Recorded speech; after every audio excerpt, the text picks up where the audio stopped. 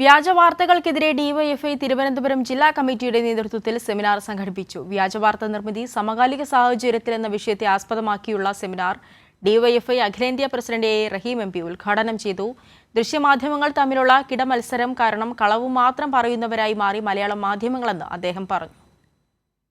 വയനാട് ദുരന്ത മേഖലയിൽ അതിജീവനത്തിന്റെ അധ്യായം സൃഷ്ടിച്ച് പ്രവർത്തനങ്ങൾ നടപ്പാക്കി വരുന്ന സംസ്ഥാന സർക്കാരിനെതിരെ വ്യാജവാർത്തകൾ പടച്ചുവിടുകയാണ് മലയാളം ദൃശ്യമാധ്യമങ്ങളുടെ പ്രധാന ലക്ഷ്യം. തുടക്കം മുതലേ മാധ്യമങ്ങൾക്ക് വിവാദമുണ്ടാക്കാൻ സാധിച്ചില്ല. സർക്കാരും പ്രതിപക്ഷവും ഏറെ ഐക്യത്തോടെ ദുരന്തത്തെ നേരിട്ടു. അതിനിടയിൽ CMDRF വിവാദം സൃഷ്ടിച്ചുവെങ്കിലും ജനങ്ങൾ സത്യാവസ്ഥ മനസ്സിലാക്കി ദുരിതാശ്വാസ നിധിയിലേക്ക് വലിയ തുക സംഭാവന ചെയ്തു. ഇതിന് പിന്നാലെയാണ് ചില മാധ്യമങ്ങൾ വീണ്ടും വ്യാജവാർത്തകൾ പടച്ചുവിട്ടത്. തുടർച്ചയായ ഇടതുവിരുദ്ധതയും മലയാളം ദൃശ്യമാധ്യമങ്ങൾ തമ്മിലുള്ള കിടമത്സരവുമാണ് ഇതിന് പിന്നിലെന്ന് ഡിവൈഎഫ്ഐ അഖിലേന്ത്യാ president A Rahim M P പറഞ്ഞു. വ്യാജവാർത്തകളുടെ നിർമ്മാണ ഫാക്ടറികളായി കേരളത്തിലെ ദൃശ്യമാധ്യമങ്ങൾ മാറി. അതിന്റെ ഏറ്റവും ഒടുവിലത്തെ തെളിവാണിത്.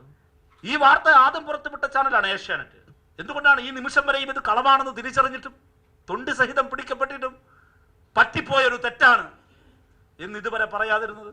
അത് അവരുടെ അഹങ്കാരം കൊണ്ട് മാത്രമാണെന്ന് ഞങ്ങൾ കരുതുന്നില്ല. ഇത് കള്ളമാണെന്നറിഞ്ഞ് ബോധപൂർവം നിർമ്മിച്ചെടുക്കുകയായിരുന്നു ഏഷ്യാനെറ്റ് വാർത്തയെന്ന് ഞങ്ങൾക്കതിലൂടെ വ്യക്തമാകും. കേരളത്തിനതിലൂടെ വ്യക്തമാകും. ഓരോ മാധ്യമ സ്ഥാപനത്തിന് രാഷ്ട്രീയമുണ്ട്. ആ രാഷ്ട്രീയം മറനീക്കി ഇന്ന് പുറത്തുണ്ട്. ഏഷ്യാനെറ്റിന്റെ മുതലാളിയുടെ താല്പര്യം എന്ത്?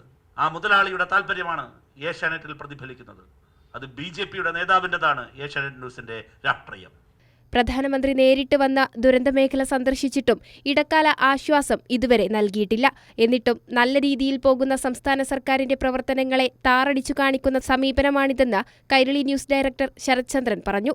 വലിയ തോതിൽ വയനാടിനെ പുനരെടുക്കാൻ വേണ്ടി, അതിജീവനത്തിന് വേണ്ടി വയനാടിനൊപ്പം നിൽക്കാൻ ലോകമെമ്പാടുമുള്ള മനുഷ്യർ, മലയാളി മാത്രമല്ല, നിൽക്കുന്ന വിധത്തിൽ നമ്മുടെ CMDRFന് വലിയ സ്വീകാര്യത വരുമ്പോൾ അതിനെ താറടിച്ച് കാട്ടുക. 50 ദിവസം പിന്നിട്ടിട്ടും പ്രധാനമന്ത്രി തന്നെ വന്ന് പിഞ്ചു കുഞ്ഞിനെ വരെ കണ്ട് സ്നേഹലാളനകളോടെ അടുത്ത് നിർത്തി ചിത്രങ്ങളൊക്കെ എടുത്ത് മടങ്ങിപ്പോയ പ്രധാനമന്ത്രി ₹1 ഇടക്കാലാശ്വാസം പോലും പ്രഖ്യാപിച്ചിട്ടില്ല എന്ന് മാത്രമല്ല, അത് വലിയ ചോദ്യമായി കേരളത്തിൽ രൂപപ്പെടുന്നു എന്നൊരു സാഹചര്യത്തിൽ പണം തരുന്നുമില്ല, എന്നാൽ ഇവിടെ CMDRFിലൂടെ കേരളം തനതായി മുന്നോട്ട് പോകുന്നു എന്നൊരു സാഹചര്യത്തെ താറടിച്ച് കാണിച്ച് ഇതിലൊരു അഴിമതിയാണ് എന്ന ഒരു കേവല പ്രചാരണത്തിലേക്ക് കൊണ്ടുപോവുക എന്നുള്ളതാണ് രണ്ട് പ്രധാനപ്പെട്ട ലക്ഷ്യങ്ങൾ. മുഖ്യമന്ത്രിയെയും സർക്കാരിനെയും മാത്രമല്ല, പിന്നിൽ മറ്റു ചില അജണ്ടകൾ കൂടി ഇത്തരം വ്യാജവാർത്താ നിർമ്മാണത്തിന് പിന്നിലുണ്ട്.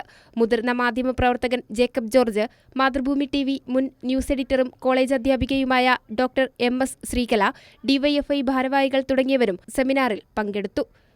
കൈരളി ന്യൂസ്, തിരുവനന്തപുരം.